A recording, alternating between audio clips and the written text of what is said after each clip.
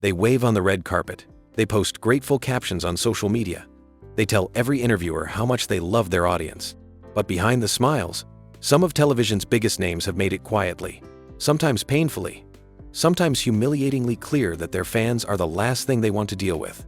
From walking past a crying teenager to publicly shredding the people who paid their rent for a decade, these are the stories fans were never supposed to hear.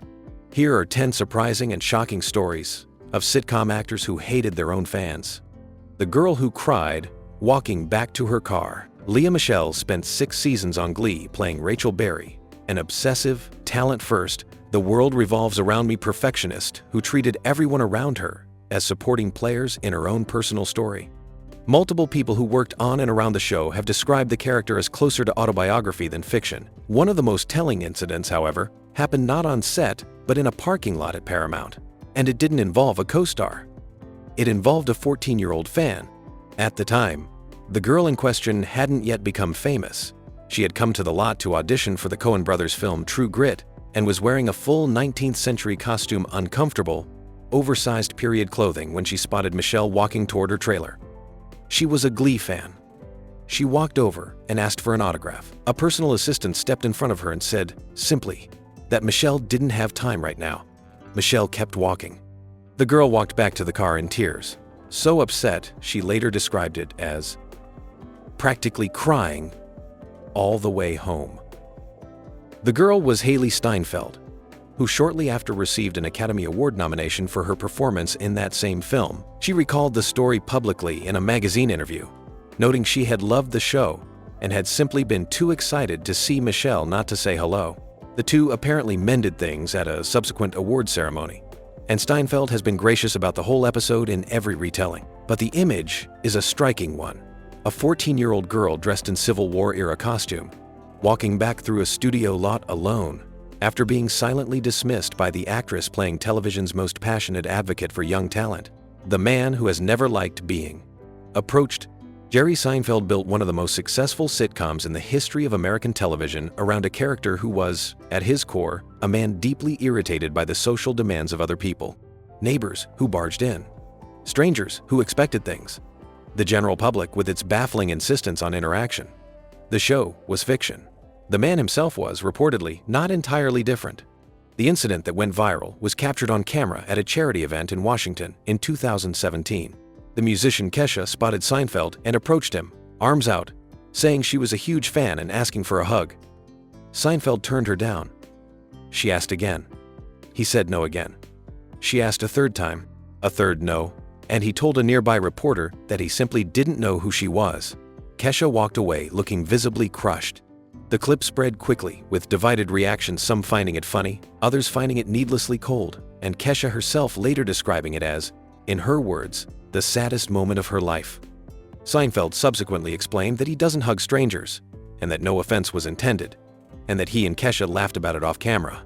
He seemed confused by the attention. It was not an isolated incident. In a separate story that became the basis of an actual Seinfeld episode, comedian Kathy Griffin described encountering Seinfeld at a party and being dismissed so curtly that she turned the entire exchange into a stand-up special whose central comic beat was the phrase, "Forget you, Jerry Seinfeld."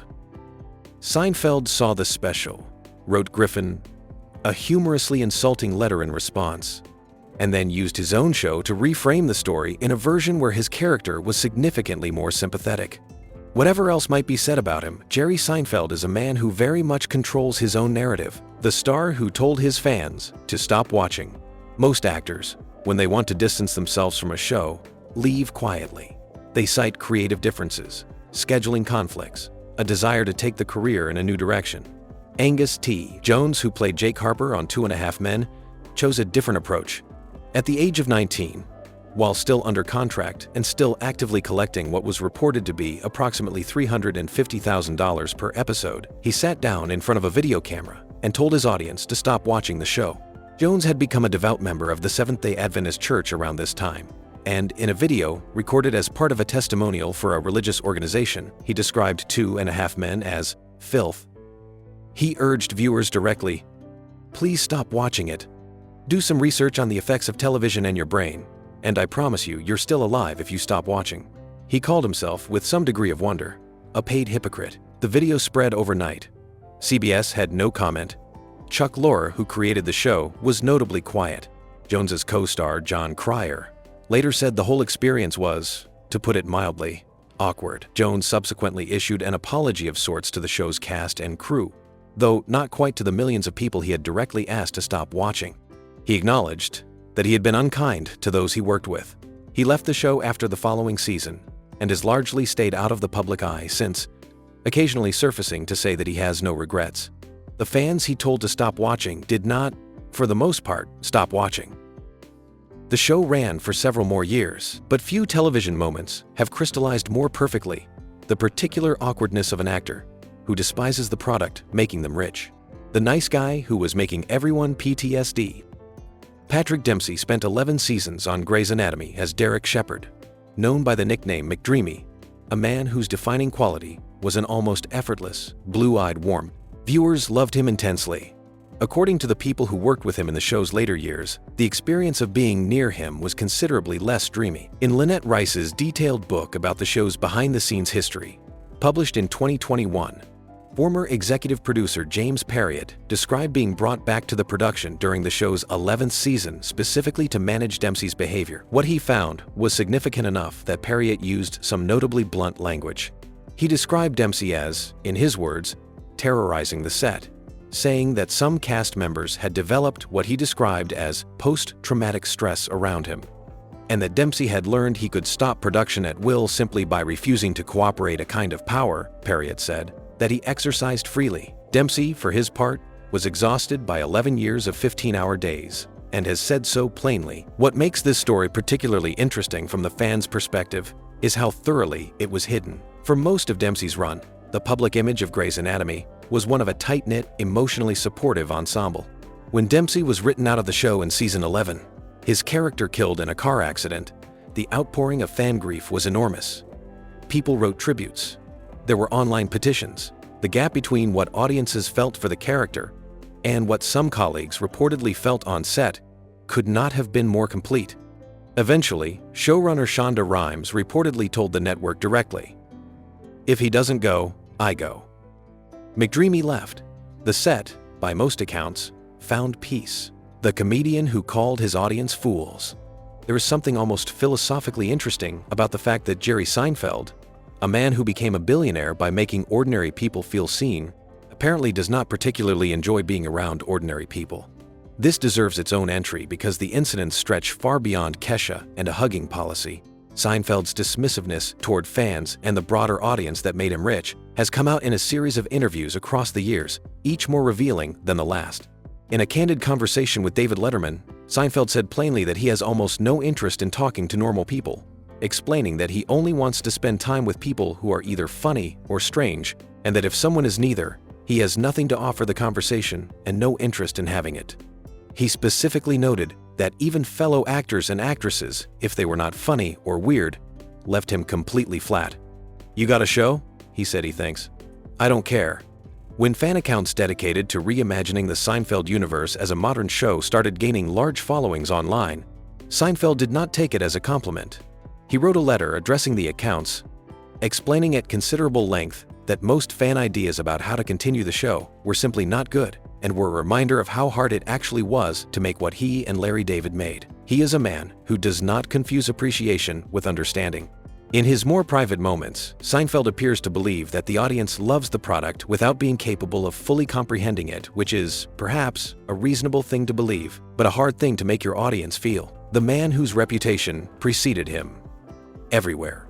What is remarkable about Chevy Chase's relationship with the public is not that he was sometimes rude to fans, almost every celebrity on this list has that story, but that his reputation became so thoroughly established over so many decades that the entertainment industry simply factored it in.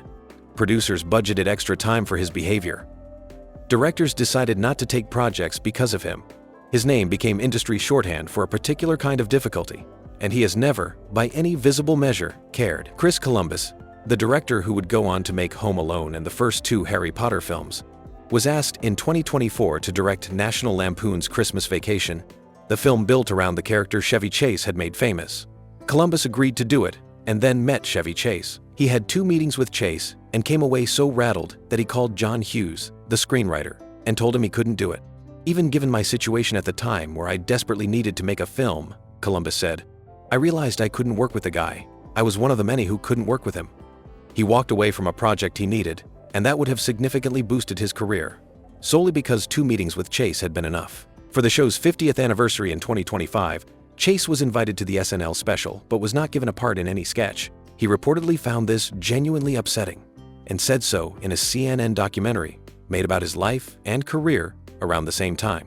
The documentary, called I'm Chevy Chase and You're Not, was meant to rehabilitate his image. Instead, it went viral for a scene in which he snapped at the documentary's own director, who had said she was just trying to figure him out. Chase's response caught on camera. No kidding, it's not going to be easy for you. Fans who saw the clip largely agreed he hadn't changed.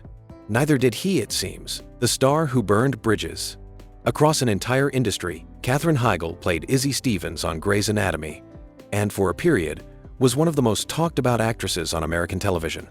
She was funny, magnetic, and the rare performer who could make both comedy and grief feel real in the same scene. She was also, during her time on the show, developing a habit of saying exactly what she thought in situations that, professionally speaking, did not call for it.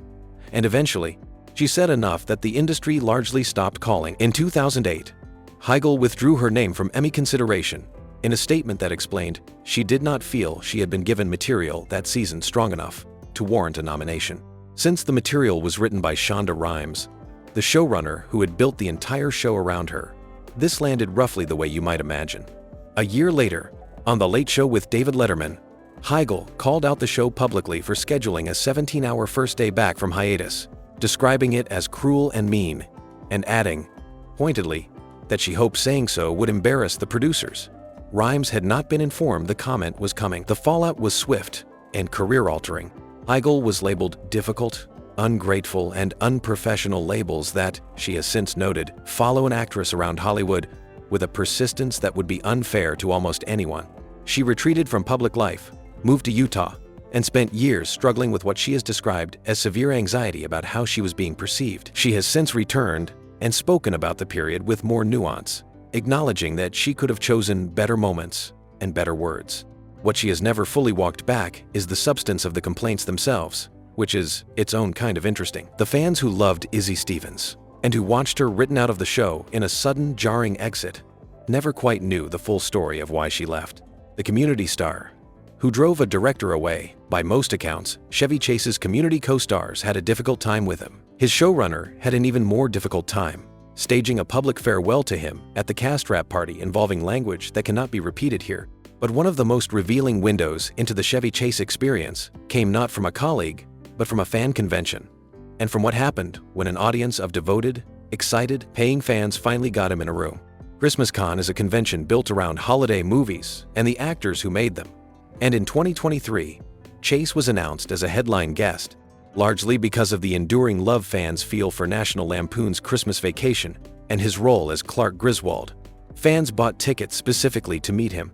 According to multiple accounts from the convention, Chase arrived, but the experience for fans who had paid to be there was notably unpredictable, with reports of brief, stilted interactions that left many feeling the appearance had been more of a performance than a genuine engagement.